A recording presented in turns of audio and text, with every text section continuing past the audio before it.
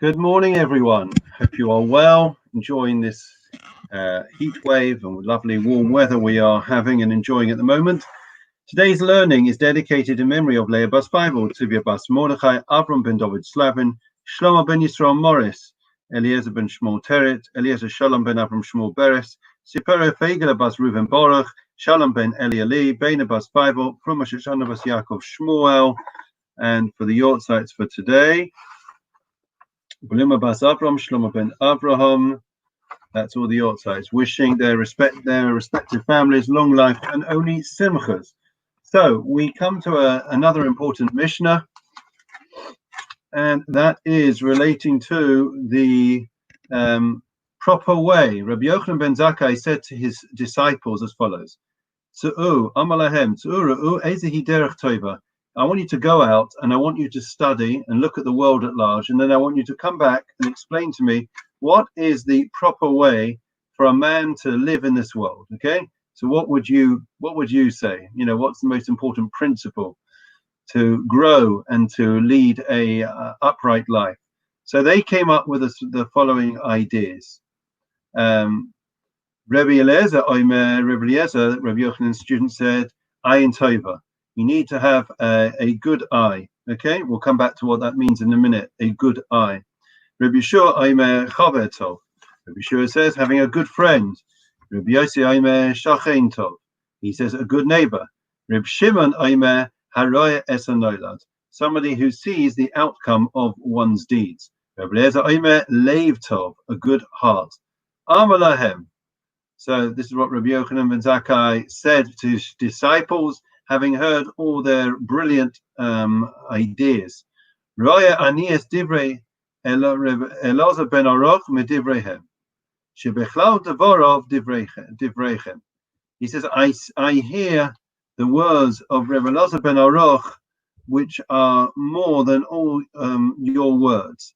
And he says that basically in his words are all the words of everyone else. And that is, what did he say? He said, a leiv tov, a good heart. Okay, so we'll come back to that in a minute. First, let us understand, because each of these statements is really fundamental and is an essential ingredient as part of leading a well-balanced life. So let's have a look. The first one that he said was an ayin tova, a goodly eye. What is a good eye? Now, we've all heard, and the next Mishnah is going to discuss with what is an ayin hora, a bad eye, right? That's what we are concerned about with a young child. We put a bendela around the baby's wrist, so that any shouldn't have a bad eye, an ayin hora on it, right? But what is a good eye? So a good eye is the exact opposite. It's either a good eye is that you are able to have the right attitude of tolerance and benevolence towards others, right? Or that you are able to see, Rabbeinu Yonah says, you are able to have an appreciation of what you have. You've got a good eye. You're happy with what you've got. You're not jealous of other people, okay? So clearly, to live a healthy life, right, a life of growth, having an ayin hora is an essential ingredient, right? You can't go through life, and if you're always, you cannot forgin, as they say in Yiddish. You cannot be happy for what other people have. You're always looking over your shoulder. You're always looking at what the neighbors have. I remember the Gateshead Rav once came to London and he gave a talk, and in it he said that there's always the grass is always greener, right? When we look across at our neighbor, he said we've got this phrase, the grass is always greener. He says, but when you go over to your neighbor's patch of grass, his front lawn, and you look more closely at that grass which is greener, you'll notice that between the blades of grass are weeds. So be careful what you wish for, right? Because you have to take the whole pekaluk. And in fact, they say that if a person, there was once a group of people that were complaining about their lot. So the angel came and says, right, so put all your lots down, and then you can choose a different lot.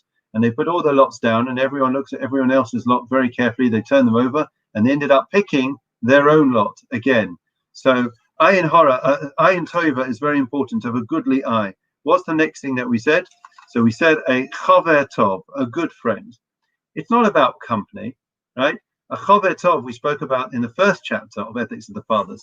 The idea is that it's somebody who is able to be your bouncing board. You can bounce ideas off them. They will tell you if they think you're making a mistake, right? They're willing to be that mirror, to hold up that mirror to yourself and to say, are you sure? Is that really what the way to behave? Is that really the right decision? So that's a very important thing. A chaver tov, a good friend, it doesn't mean friends as in acquaintances or people or just somebody who's you like spending time with. It's somebody who really knows you. To have one good friend, somebody who really, really is honest with you. That is what we are looking for. Rabbi Yossi says, a shachen tov, a good neighbor. I hope my neighbors aren't watching. But a shachen tov, again, it's the same idea. Somebody, a neighbor is somebody who's very influential over you, right? We live in the same neighborhood. We're all more conscious and more aware of our neighbors, especially during COVID, the last 3 months. And therefore, neighbors, the way they behave, what they do, how they conduct themselves, it influences the environment that we are in, influences us. And therefore, it's important, to have the benefit of a good neighbor. Of course, you can't always choose your neighbors, but the neighborhood that we live in, who we mix with, is something that we can have some say over, and therefore not just a good neighbor as a next door neighbor, but the environment that we find and we put ourselves should be the right type of environment so that it is conducive to us doing the right thing. The next one, Reb Shimon says that what is important to stay on the straight and narrow is to look at what is the outcome of our deeds, right? It doesn't mean being a prophet and looking into the future. Royas Noilad means I am able to see the consequences of my actions. So often in life, friends, if we think about it, we are encouraged, and this is something I was learning about this week with someone, that the Yetzer Hara, the evil inclination, that negative energy inside us, persuades us when we're feeling low or when we're not fully alert. We hear a voice inside us, just think about the here and now, just go for it, just do it. Right? And what it encourages us to do is not to think of the consequences. Don't think about the future. Don't think about the outcomes. Don't think about further down the line. Enjoy the moment, right? And of course, we have to make the most of every moment.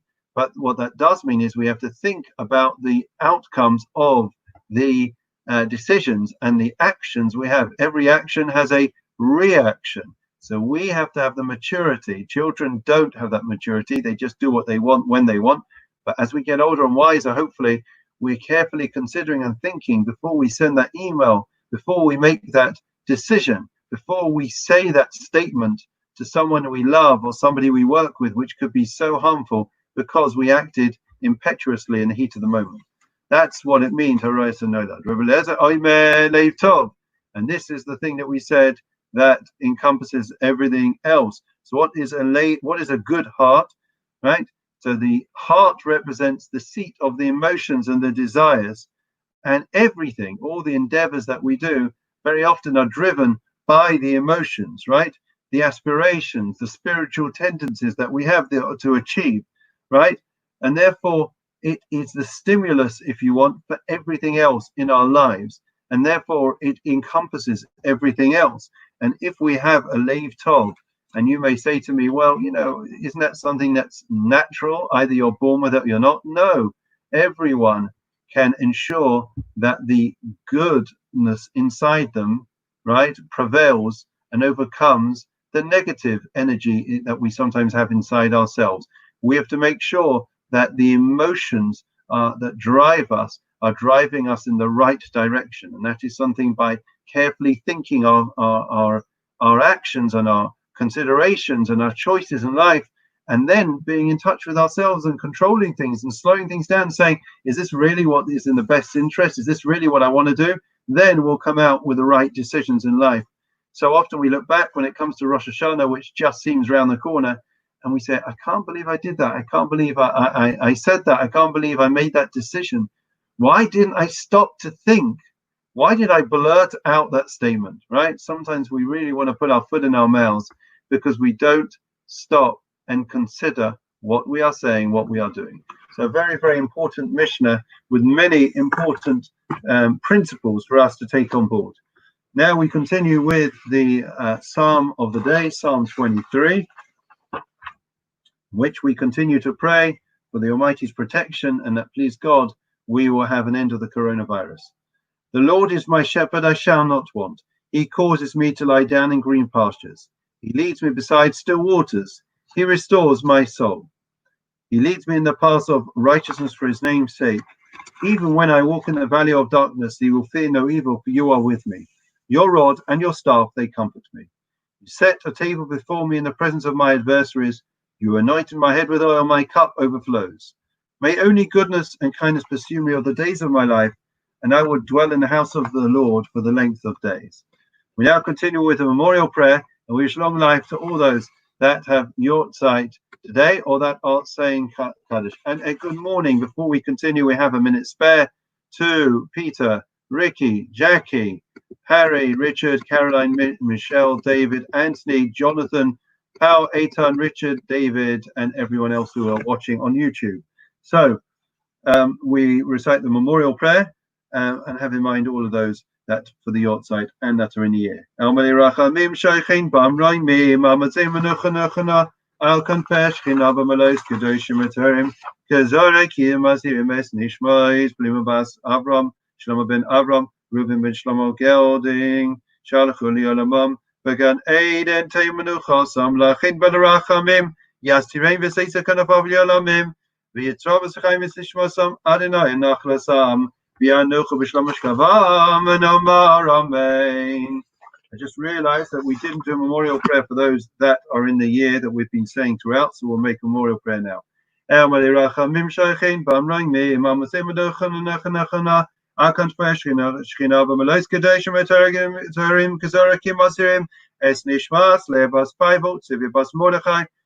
ben David Slavin, Shlomo ben Yisrael Morris, Eliezer ben Shmuel Teheret, Eliezer Shalom ben Avram Shmuel Beres, Sipera Fegel Bat Ruben Baruch, Shalom ben Elieli ben Abbas Bible from Rosh Hashanah Bas Yaakov Shmuel, Shalach Olionamam, Vegan Aiden Taimenu Chasam, Lachin Balarachamim, Yasi Rein Beseisa Kalapav Liolamim, Vitzor Besechaim Tishwasam, Adonai Nachlasam, Vianucha B'Shilam, Amishkavam, Venamar Amen. Wish long life to all those that have Yortzeit for today and those that are saying Kaddish. So, friends, we come to the end of our Mishnah today. Things are improving. Things are being relaxed. We're still being prudent and cautious, but I did a levaya yesterday with 10 people, which is already a huge improvement and much easier on the family. And I am sure that we are going to see a return to our shul. We are making plans, and we will let you know the details, but very, very optimistic and excited. We've all missed shul, we've missed the shul, and we miss the community, and we look forward to coming back together very soon. Have a great day.